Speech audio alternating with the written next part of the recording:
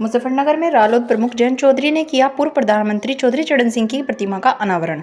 मुजफ्फरनगर के परासोली जोला नहर वाटिका में पूर्व प्रधानमंत्री और किसान नेता चौधरी चरण सिंह की प्रतिमा का 21 साल बाद भव्य अनावरण किया गया।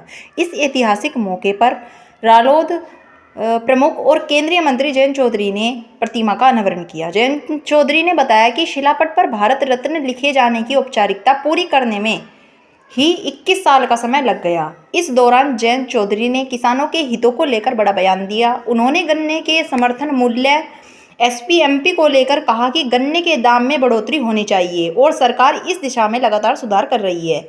उन्होंने आश्वासन दिया कि सरकार किसानों के मुद्दों पर पूर्ण संवेदनशीलता और चेतना के साथ कार्य कर रही है।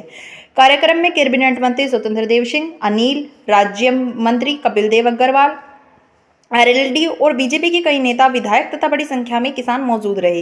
इस भव्य आयोजन को देखते हुए पुलिस प्रशासन ने सुरक्षा के कड़े बंदोबस्त किए थे, जिससे कार्यक्रम शांतिपूर्ण तरीके से संपन्न हो सका।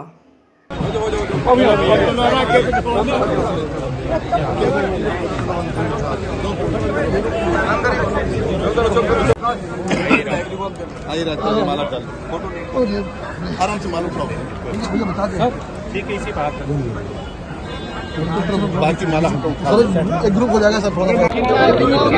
बहुत अच्छा दिन है। आज की तारीख किसानों के लिए महत्वपूर्ण है। चौधरी चरण सिंह जी को प्यार करने वाले लोगों के बीच एक निर्माण हुआ और सबका आशीर्वाद इस काम में मिल पाया है। मैं बधाई देता हूं।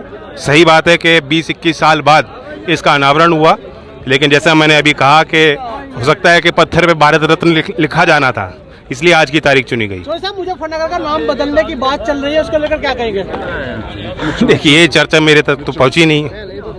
ये आपके स्टूडियो में चलती हैं चीजें क्या? आपने 24 में कहा था कि गन्ने का भाव 400 पार होगा। नहीं, बढ़ना चाहिए और आगे और सुधार करेगी सरकार।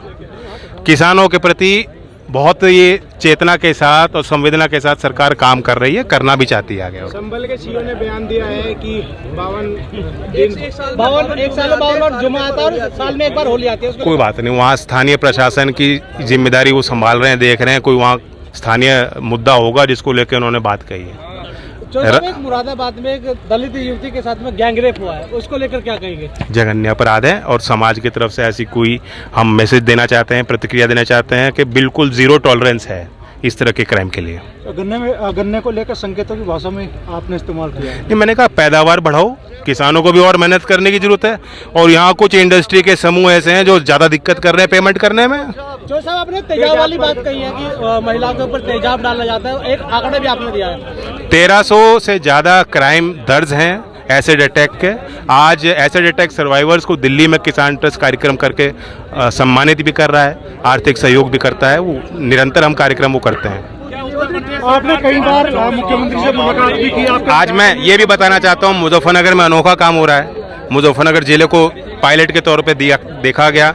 103 सरकारी स्कूलों में हमने कंप्यूटर दिए हैं, कंप्यूटर लैब विकसित होगी, साथ साथ उनको ट्रेनिंग भी दी जाएगी, वर्कशॉप्स किए जाएंगे। कार्यशाला में जो बेहतर पद्धति है उसको शिक्षक को भी बुलाकर हम समझाएंगे।